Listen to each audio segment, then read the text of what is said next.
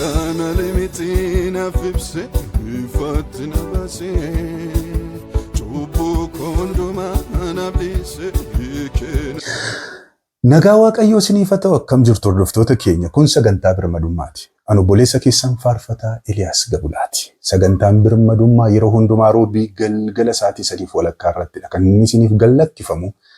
Egaa arras deebinee wal agarreera gooftaan nu gargaaree sagantaan kun YouTube'dhaan kan isiniif darbu Eliyaas Gabulaa Official Channel kan jedhuun yoo seentan argachuu dandeessu linkii isaa isiniif kaa'ama. Asaan seentanidha kan isin argachuu dandeessani. Sagantaan kun yeroo hundumaa roobii galgala sa'aatii 3 walakkaa irrattidha kan gadi isiniif lakkifamu. Hin irraanfatina. Comment, share gochuu, like gochuu hin irraanfatina. Waliif daddabarsaa. Subscribe godhaa warri subscribe hin godhin jirtan subscribe godhaa. Sagantaan kun kan keessanidha. Dubbiin Waaqayyoo qulqullummaadhaan chaanaaliin irratti isiniif darbudha. Eliyaas Gabulaa Official Channel kan jedhu sagantaa birmadummaa hin irraanfatina. Egaa sagantaa keenya guyyaa irraa iddoo dhaabne kaafneeti kan nuti fufnu eessallee deeminaan wajjiniin tura. Deeggarsa garaagaraa kan naa godhaa jirtan gooftaan guddisee isin eebbisu keessumaa graafiksii isaa hojjechuudhaan Yoonaas Getaachoo yeroo hundumaa torbaniin kan na wajjiniin jiru. Waaqayyo guddisee isaa eebbisuun jechuu barbaade akkasumas har'a kaameraa naa qabatee kan jiru obboleessa koo Amaanu'eel Getaachoo wajjiniin amma xumuraatti walii wajjiniin turraa isinillee wajjiniin turaa isiniin jenna. Gooftaan guddisee isinaa eebbisu. Egaa sagantaa keenya irraa utuu hin jalqabiin dura Waaqayyoon walii wajjin kadhanneetu jalqabna. Iddoo jirtanitti haala jirtan keessatti sakandii gabaabduu ishee Waaqayyo Hafuurri Qulqulluun akka nutti dubbatuuf kadhannee jalqabna. Gooftaa keenya si galateeffanna maqaan kee bara baraan haa eebbifamu. Sa'aatii kana kan nuuf laate si maqaa Yesuus Kiristoosiin dubbiin kee kun dhowwaa tokko malee obboloota koo bira biyya garaagaraa haala garaagaraa keessa kan jiran isaan haa qaqqabu.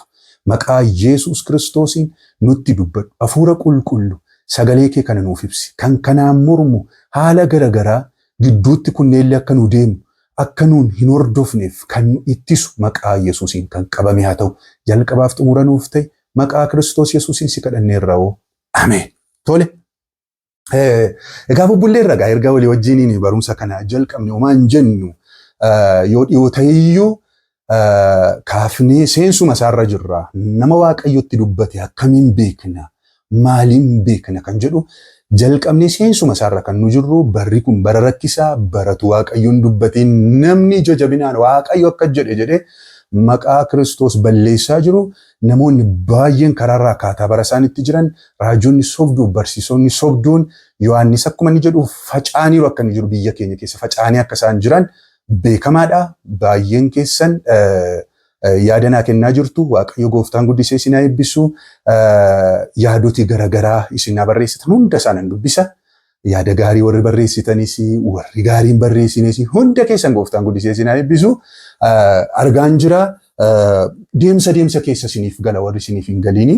Deemsa keessa isiniif gala kan keenya warri taatan jedha. Ministeera Yohaannis kan keenya warri taatan kan keenya warri ta'an isa kana jaallatu jedha.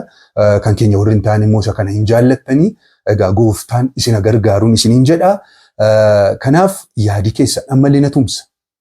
Naa bilbilaa warri jirtan, naa barreessaa warri jirtan hin dhaabina. Ammallee sagantaan kun kan keessan qulqulluun sagaleen Waaqayyoo kan inni irratti darbu chaanaaliin kun kan keessan. Wanti bira asirratti iddoo hin qabu. Gooftaan maqaan isaa kan eebbifame ta'u. Egaa seensuma isaarra jirra. Miidhaa sobdoonni fidan yeroo dheeraa fudhannee irratti haasofne irra yaadattu yoo ta'e gooftaan Yesuus Kiristoos raajota sobduudhaan yeeyyiidha jedhe. Maaliif yeeyyiidha jedhe? Walii wajjin ilaalleera. Yeeyyoonni kun immoo hoolaa of fakkeessuudhaa fi waan isaan hin goone hin jiru baay'ee of fakkeessu. Maaliif of fakkeessu jedhamu torbee darbe walii wajjin ilaalleerra. Nu jaallatanii miti qalbii diddiirrachuuf jedhanii miti kan isaan hoolaa ta'uu barbaadanii miti kan isaanii reeroo hoolaa uffatanii. Raajonni sobduu raajii sirrii kan isaan of fakkeessan gara sirriitti dhufuu barbaadanii utuu hin ta'in ajandaa biraa qaba. Ajandaan isaanii kun nu nyaachuudhaaf, hoolotuma kana nyaachuudhaaf, bittimsuudhaaf. Kanaafidha jennee walii wajjiniin ilaalaa turre torban darbee jechuudha. Har'as Har'ammoo kan walii wajjin ilaallu barumsa kan Waaqayyo akka inni nutti dubbate yookaan nama inni itti dubbate akkamiin adda baafna kan jedhu barumsumti kun maalidha? Bu'aansaa yookaan immoo dhumarratti barumsa kana booddee maalidha kan nu argannu? Maaliif barbaachise? Barumsi kun maaliif barbaachise kan jedhu walii wajjin ilaalu bu'aasaa asuma teenyutu baratiin bu'aasaa walii wajjiniin ilaalla. Har'a yeroo dheeraa fudhannee bu'aa barumsa kanaa walii wajjin ilaalla. Har'a duwwaatu hin ta'in torban illee itti fufne, torban garasii illee itti fufne waa'ee bu'aa barumsa kanaadha kan nu walii wajjin ilaallu. Bu'aansaa maali? Isa booda outputiin isaa maalidha kan jedhudha kan nu walii wajjin ilaallu. Callisnee matti hin galu yeroo dheeraa baranna waan ta'eef yookaan bu'aansaa isin hin galu ta'ee jennaan keessi keessan hin qophaa'u waan ta'eef akka keessi keessan qophaa'uu fi bu'aa barumsa kanaa walii wajjin ilaalla. Maaliif barbaachisa barumsi kun? Tokko har'a qabxii tokko walii wajjin ilaalla. Qabxii masan har'a hin fixu torbanis itti fufu. Inni jalqaba dura yeeyyota kana dura dhaabbatanii kan lolan leenjisanii baasu. Yeeyyota kan yeeyyota jenneerra yeeyyiin immoo hoolaadhaaf fira miti. Hoolaa nyaatti waan ta'eef yeeyyota kanaan kan morman yeeyyota kanaan dura kan dhaabbatan leenjifnee baafna. Barumsa kana booda namoota yeeyyota kana dura dhaabbatantu baay'ata. Abdii guddaan qaba isa kana. Waaqayyo sanatti dubbateera abdii guddaan qaba. Dargaggoota baay'eetu kan jara kanaan morman kan yeeyyota kana dura dhaabbatan dargaggoota baay'ee namoota baay'eetu ka'a. Maqaan Waaqayyoo kan eebbifame haa ta'u. Isa kana abdii guutuun qaba. Wangeelli keenyas isuma kana jedhaa jechuudha. Yihuudaan boqonnaa tokko qaba. Silumayyuu lakkoofsa 3 irraa kaasee isa kana har'a walii wajjin ilaalla. Maal jedha sagalee Waaqayyo? Anatuu jedhatu hin ta'in sagalee miti Waaqayyo maal jedha waa'ee yeeyyota kanaa maal gochuu akka nu qabnu Yihuudaan boqonnaa tokko duwwaa qabaa dhimma kanaatti kan inni barreesse. Boqonnaa tokko qabdii Yihuudaan jireenya nuun jiraachuu qabnu biyya lafaa kanarratti warra kanaa mormuu akka nuun qabnu kanumaaf barreeffame siluma isaa kanaaf barreeffame. Namoonni tokko yeroo nanii dhimma kanaa kaasee bal'isee haasa'u ati ajandaa biraan qabdooyi kan jettan jirtu. Ajandaa koobiti wantichi. Ajandaa ma wangeelaati. Wangeelumatu isa kana jedha waan ta'eef malee ajandaa koomiti kun. Ajandaa ma gooftaa Yesuus Kiristoosidha kun. Kunoo isiniin dubbisa dhaggeeffadhaa. Yihuudaa boqonnaa tokko lakkoofsa 3 irra jiruun isinii dubbisa. Michoota koo jedha waa'ee fayyina walii wajjin qabnuuf durumayyuu isiniif caafuudhaa fi dhamaa utuu hin jiru amma amantii isa al tokkicha yeroo hundumaaf akka ta'utti warra Waaqayyoof qulqullaa'anitti dabarfame sanaa fi akka loltaniif ishee kana jala muradhaa. Caafee isin gorsuun giddiitti barbaachisaa ta'uusaa argeera. Maal gochuudhaaf? Akka isin loltaniif jedha. Yihuudaan amantii al tokkicha nuu kenname jedha. Amantiin kun al tokkicha nuuf kenname. Al tokkicha nuuf kenname yeroo hundumaadhaaf kan ta'u al tokkicha nuuf kenname amantiin kun. Innis maal? Wangeela kana jechuudha. Uumama amma mul'ataatti al tokkicha nuu barreeffame wangeelli kun. Biyya garagaraarra kan jirtan, haala garagaraa keessa kan jirtan, sadarkaa kamirra kan jirtan, tajaajiltoota kan taatan, kiristiyaanota kan taatan, kan hin taanes waa tokkoon jala muree isinitti hima. Waan Yihuudaan barreesse kan al tokkicha barreeffamee nuu kenname wangeelli kun. Ittiin daballu irraa hir'isnu dogoggoras hin qabu hin sirreessinus. Sirrata raajii keessantuu sirrata malee, tajaajila keessantuu sirrata malee wangeelli hin sirratu. Wangeela kanatu tajaajila keessan sirreessa. Wangeela kanatti of sirreessitu. Amma yeroo har'aa wangeela utuu hin ta'in raajota keessantuu yeroo baay'ee raajota keessantuu sirriidha. Yoo raajonni keessa waan barbaadan jedhan wangeelli kuni gara isaanitti sirrachuu akka inni qabutti kan yaaddan jirtu. Wangeelli kun al takkaa barreeffame.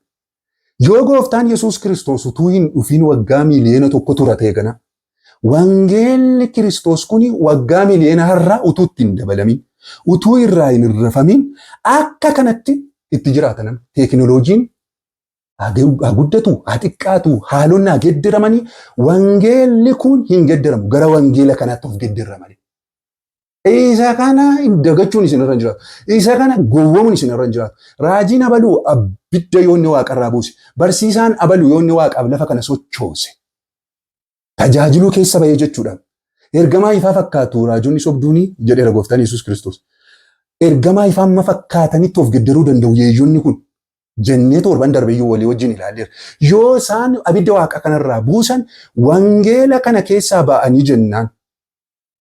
Wangeela kana gara isaaniitti geessinee sirreessina tuun ta'e isaaniin gara wangeela kanaatti sirreessina malee isaan iyyuu sirratan malee takka wangeela kanaan warra kaan qorra malee wangeela kanan qorru. Wangeela kanatti hin daballu irraa sin hir'isu. Kana beekuutu nurra jiraata. Hin bambantu wangeela keessaa baaniiru jarri kun sirrii miti gaafa nuun jedhu inaaftu maali warri jettan hin gowwoomina. Dhugaan isin jedha. Dhugaan wangeela kana caalu hin jiru. Dogoggora guddaa isin yaaddan tokko immoo jira. Wangeelli kun akka inni tureetti isaan immoo waan haaraa wayii tokko waan haaraa tokko kan isaan fidan inni kun immoo kan inni dulloome gootanii warri ilaaltan yaada dulloomaa qabdu si. Isintu yaada dulloomaa qaba. Wangeelli keenya kun ho'aadha. Baraan waggaa miiliyoonarraa hin hojjetu. Wangeelli kun teekinooloojiin yoo gaddarame achuma taa'ee hojjeta. Ittiin dabalamu. Irraan hirrifamu. Isa kana immoo gooftaa Yesuus Kiristoostu afaan isaatiin dubbata. Luqaas boqonnaa 16 isiniifan dubbisa. Isiniin dubbisa. Boqonnaa 16 lakkoofsa 14 hanga 17 isinii dubbisa. Bal'iseen isinii dubbisa. Fariisonni warri horii jaallatan kana hundumaa dhaga'anii Yesuusitti geessanii jedheetu inni garuu deebisee isin namoota biratti qajeelota jedhamuu barbaaddu. Waaqayyo garuu garaa keessan keessa beeka. Waan nama duratti ol fuudhame Waaqayyo duratti cigaasisaadha. Seerriif raajonni amma bara Yohaannis cuuphaatti turan. Ergasii immoo wangeela mootummaa Waaqayyoo lallabamaa. Namni hundinuus dhiibbatee itti galuudhaaf yaalaa jira. Garuu seerichi kan ittiin caafame keessa gar tokkoon fidalaa illee irrachuurra waaqni lafti ija duraa baduutu salphata. Waaqni lafti kun yoonni badee salphata. Jechi wangeela kana keessaa hir'isnee yookaan itti dabaluur waaqni lafti kun amma akka inni ga'u ilaala. Kun yoonni badeetu irra salphata. Hin ejjii ishee jettu. Hin ishee jettu sana baduu isheer waaqni lafti kun baduutu irra salphata jechuudha fakkeenya. Hin hatiin kan jedhu hinii kana hati kan jedhu itti geddaruudhaaf hiniin sun yoo isheen baddee hati kan jedhu itti geddaramuu irrachuudhaaf waaqayyo lafti kun baduu wayyi. Kana beektu laata. Waaqayyo amma kanaadha sagalee isaatiif kan inni of eeggatu. Amma kanaadha kan inni iddootti kennu. Sagalee waaqayyoo kanatu bara baraan dhaabbatee ittiin jiraannaa jechuudha. Amantii al tokkicha nuu kenname kana jarri kun immoo jarri warri sobduun kun immoo amantii al tokkicha nuu kenname kana jireenya bara baraatti nu galchuu kan amantii al tokkicha nuu kenname kana booreessuu jarri kun. Waan salphaa isinitti fakkaate miidhaa isaanii kanaan dura isinitti miti. Amantii jalqaba qabnurraatii nu kaasu jedhee isinitti dubbadheera. Yaadachuutti isin udduuba deebi'aate warri har'a akka tasaa chaanaalii kana bantanii ilaalaa jirtan hunda isaa irra deebi'aati ilaala. Episoodii tokkoffaadha kaasaati hunda isaa ilaala. Buufadhaatu ilaala. Isin fayyada. Jireenya bara baraa keessaati oomiiti isin godhu jarri kun isin balleessu jennee kanaan dura ilaalleerra waan ta'eef. Al takkicha sanuu kenname kana yeeyyonni kun isa kanarraa nu kaasu. Kanaaf dura dhaabbannee falmuutu nurra jiraata. Isa kanaaf akka loltaniifan isinii saafeedhaan isinii barreesse jedhaan Yihuudaan. Barreeffamuma kana Yihuudaamtu kitaabii qulqullumti Yihuudaan kan inni barreesseef hangafumti duraa kanaaf akka nu lolluuf. Jara dura kana dhaabbanne sirrii miti akka nu jennuuf. Isin garuu gaafa akka jedhamu wangeela dhiiftee gara biraa keessa galtee jettu. Wangeelli keenya inni hangafa wangeela kana akka inni jirutti tursiifnee dhalootatti dabarsuudha. Isa kana dura dhaabbanne amma morma keenya kenninutti gatii baasuutu nurra jiraata. Isa kana ingoonu taanee nu tajaajiltoota miti. Isa kana ingoonu taanee jennaan jara kana wajjin akka namatti tolutti duwwaa waaqayyotti akka tolutti akka wangeela kanaatti namni akka inni hin jiraanne baay'een nama akka wangeela kanaatti jiraachuu hin barbaadu. Namoota kana isaanii wajjin hin buune wangeela kanaaf falmuu dhiifne namoota tsabaayii qaban yookaan immoo namoota gaarii jedhamuu barbaadna baay'een keenya.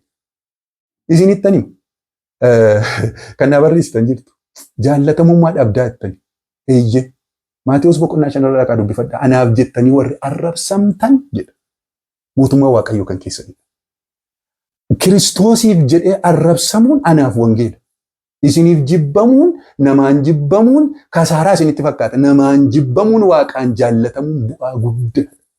Badhaasa guddaa naa kennisiisanaaf. Yeroo isin wangeelaaf jettanii na jibbitamu anaaf gatiin koo guddaadha. Ittuma dabala yeroo isin arrabsoon keessan yeroo inni baay'ataa deemu anaaf gatiin kun naa baay'ataa deemu. Itti fufaa yoo barbaadan warri arrabsoon intinii keessa warri ta'e mucaa seexanaa warri taatan arrabsuudhaan beekama. Miniiree seexanni arrabsuudhaan beekama. Kanaan dura isinitti dubbadheera. Arrabsoon warri buddeen keessan ta'e yoo itti fuftan anaaf gatiin koo dabalaa deemu. Wangeela kana dura gaafa warra wangeela kana karaarra wangeela kana arra warra jiraatan wangeela kana arra warra tajaajilan gaafa isin dura dhaabbattan daboon isin irratti ba'ama hin jibbamtu isa kana akka kasaaraatti warri lakkooftan isin kiristiyaanota miti tajaajiltoota silaa dhiisa tajaajila waaqayyoo miti silaa tajaajila waaqayyootti waamamtan isin kiristiyaanota iyyuu miti isin Yihuudaan ikkoo kiristiyaanotaaf kan inni barreessu waan isin ajaa'ibu tajaajiltootaaf miti kiristiyaanotumatu wangeela kanaaf falmuutu isinirra jiraata jedheetu isaaniif barreessa. Obboloota ko hin gowwoomina dhugaan isiniin jedha hin gowwoomina wangeela kanatu sirriidha bara baraan. Raajota wangeela ala dinqii isinii godhan waan adda addaa barumsa wangeela kana alaa isin barsiisan waan haaraa tokko nuu fidanii dhufan jettanii hin gowwoomina wangeela 66 kan jiru inni hattuudha isinitti miti. Inni isin balleessa. Gooftummaa Kiristoos kan isin gansiisu Yesuus Kiristoosiin kan isin dhiisisu inni seexana biraati. Kanaaf jarri kun lo'anii nu gidduu galaniiru jedha. Yihuudaa boqonnaa 1:4 irratti akka jedhu warri waaqayyo malee jiraatan ayyaana waaqayyo keenya argachuun gadhiisiitti jiraachuudha jedhanii yaada isaanii diddiiranii gooftaa keenya Yesuus Kiristoos isa qophaa isaa gooftummaa qabu sana qabu gananii lo'anii nu gidduu galaniiru. Ilaala lo'anii nu gidduu galaniiru. Isaan kun wanta yakka isaanitti mursiisu kana jalatti duraan dursanii caafamaniiru. Kanaan dura barreeffamaniiru jarri kun gooftummaa Kiristoos kan ganan Yesuus Kiristoosiin kan ganan kan gansiisan lo'anii nu gidduu galaniiru. Amantii isa jalqaba dura nuuf kenname kanarraan kan nu kaasan wangeela kana jechuudha kan jalqaba dura nu kenname. Bara kamittiyyuu kan itti dabalamuun hin danda'amne irraa hirrifamuu kan hin danda'amne yeroo hundumaa sirrii kan ta'e hin qora malee kan hin qoramne sagalee waaqayyoo kanarraati kan isin kaasan isaan kun lo'anii nu giddu galaniiru. Amma lo'anii nu giddu maal galan guutaniiru biyya lafaarra. Ofiishaalii chaanaalii banatanii, ofiishaalii televezyiinii guguddaa banatanii, hordoftoota guguddaa godhatanii, kaa'anii biyya dhaalaniiru. Lo'anii maaliit amma baay'ataniiru nu giddu. Wangeela Kiristoos irraa kan saba kana kaasan, amantii kanarraa kan saba kana kaasan, nu gidduu galaniiru. Gooftummaa Kiristoos kan nu gansiisan. Gooftummaa Kiristoos kan nu gansiisan gaafa isinii jedhu isiniif ibsuun barbaada sana. Yesuus Kiristoos gooftaa miti jedhanii miti kan isaan lallaban gabbaani. Yesuus Kiristoosii gooftummaa isaa kan nu irraanfachiisu gooftaa biraa nuufu.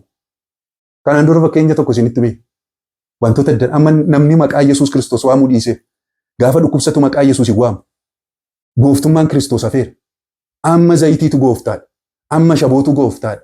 Irratti kadhannee irradhu. Maal goone irradhu gooftummaa Kiristoos isin gansiisanii amma Yesuusin maqaa waamuu dhiiftaniittu. Zayitiin dibataa baluu jiraattu. Kun waan dhokataa miti. Akkas ta'aa jirtu gooftaa dhiisaa jirtu baay'een keessan jedhee kanaan dura isinitti mire gooftaa dhiiftaniitu gooftaa isin dhiisisaniiru jarra. Gooftummaa Kiristoos nama gansiisu gooftummaa Kiristoos warra ganani gaafa jedhu wangeelli tokko isa kana. Yoo gabbaanii Yesuus Kiristoos gooftaa mite jedhan immaa yeeyyummaan isaaniin baramaka. Hin jedhani gabbaanii akkas.